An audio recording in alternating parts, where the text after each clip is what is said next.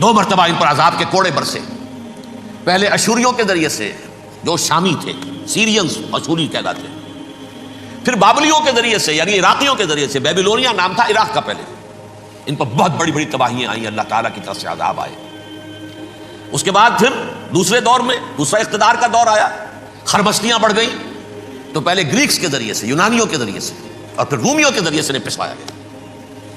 یہ دور گزر چکے تھے ان پر، دو عروج کے دور اور دو زوال کے دور۔ میری چھوٹی سی کتاب ہے تنظیم اسلامی کا تاریخی پس منظر، 6-7 روپے کی ہوگی، اس کو آپ دیکھیں گے تو اس میں اس کا پورا نقشہ آپ کو مل جائے گا۔ ویسے تو یہ کہ میری جو ذرا بڑی کتاب ہے سابقہ اور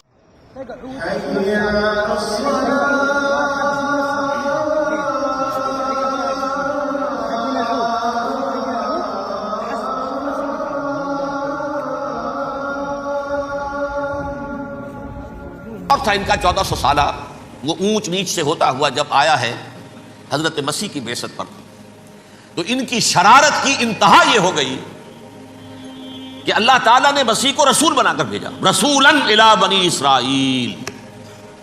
حضرت موسیٰ اور حضرت عیسیٰ کے درمیان رسول کوئی نہیں ہے، سب نبی ہیں۔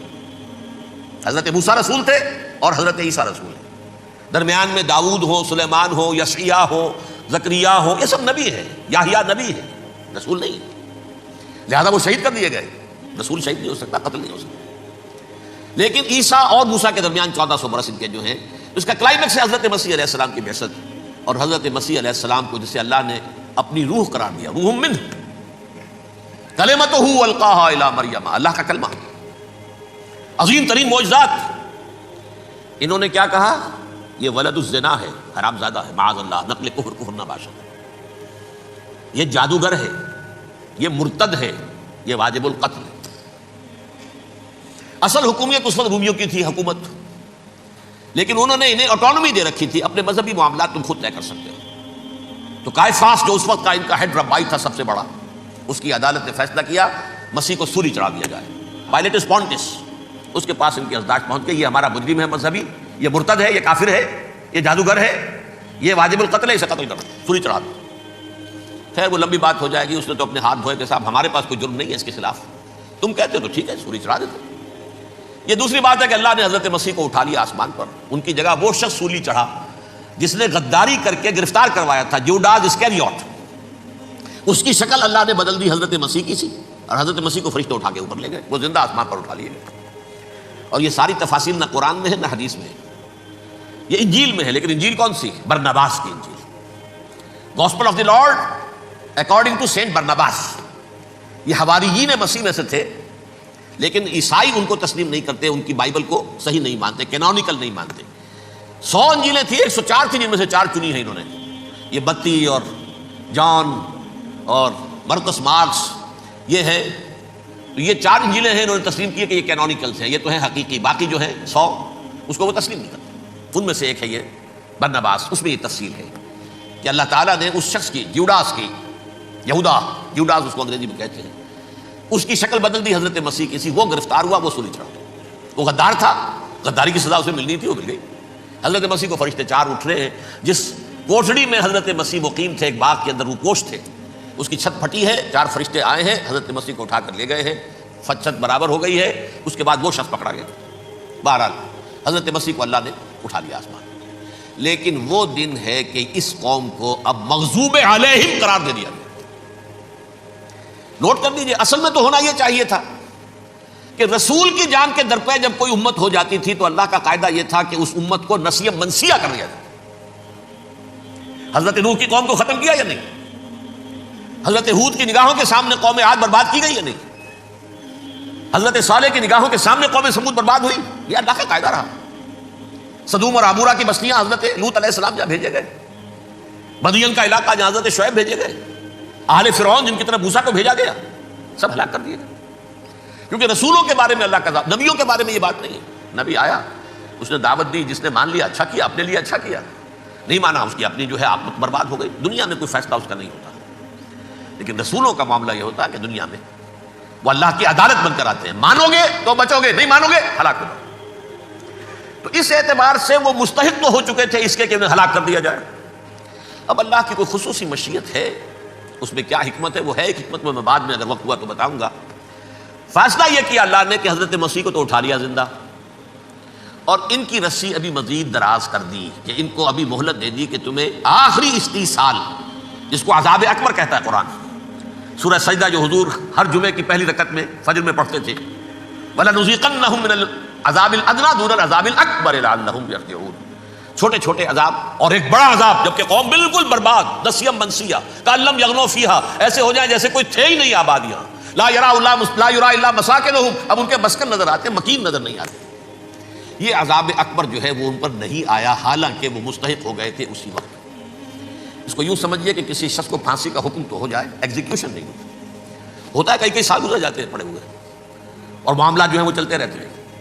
یہ معاملہ ہوا اس کے ساتھ، ورنہ یہ مستحق ہو چکے تھے آخری بربادی تباہی کے، عذاب استیصال، جڑ سے کاٹ دینے والا عذاب، وہ آ سکتا تھا ان پر اسی وقت، لیکن اللہ نے ان کی مہلت دراز کی ہے۔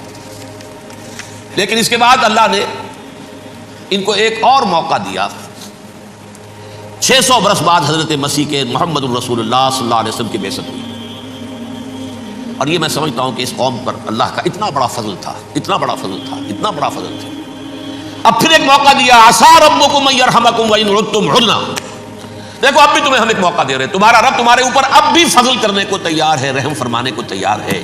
ان ھذا القرآن یہدی للتی ہی اقوم، اس قرآن کے سائے میں آ جاؤ، یہ شاہدرا ہے ہدایت میں آنے کا، اس میں داخل ہو جاؤ، محمد کی تصدیق کرو صلی اللہ علیہ وسلم، دامن محمدی میں آ جاؤ، اب بھی ہم تمہارے گناہ بخش دیں۔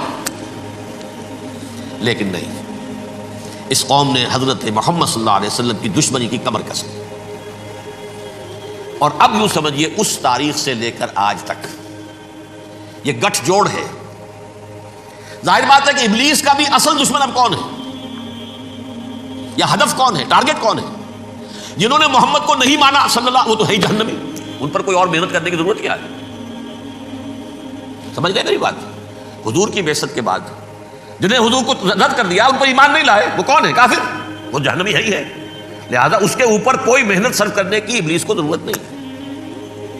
اس کا اصل ٹارگٹ امت محمد ہے صلی اللہ علیہ وسلم، وہ ساری نوع انسانی کی دشمنی اب آ کر مرکوز ہو گئی ہے امت محمد صلی اللہ علیہ وسلم کی دشمنی پر۔ اور اسی طرح یہود کا معاملہ، اگرچہ ویسے پوری نوع انسانی کے دشمن ہیں، انہیں حیوان سمجھتے، ان کی جان مال اپنے لیے مباح سمجھتے ہیں، جس طرح چاہیں لوٹے کھسوٹے کھائیں پیئے انہیں، لیکن اب ان کی بھی دشمنی کا سب سے بڑا مرکز امت محمد۔ کیوں؟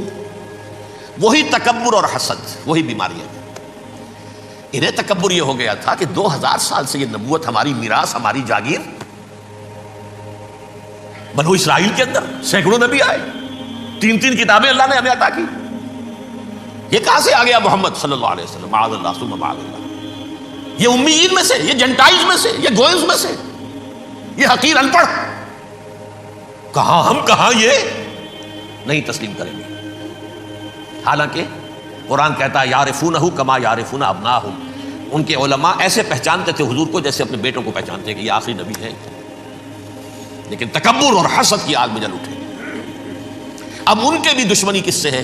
محمد اور امت محمد صلی اللہ علیہ وسلم۔ یہ گٹھ جوڑ ہے۔ اب دیکھیے، یہ ہے میری گفتگو کا اب تک کی گفتگو کا حاصل، یہ گٹھ جوڑ، ایک غیر مرئی دنیا، انویزیبل دنیا کا ابلیس لعین اور جنات میں سے اس کے لشکری فوج،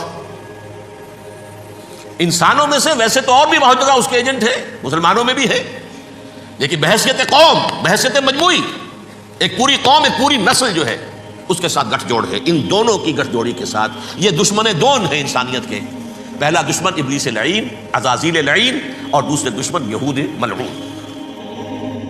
صلی اللہ علی محمد صلی اللہ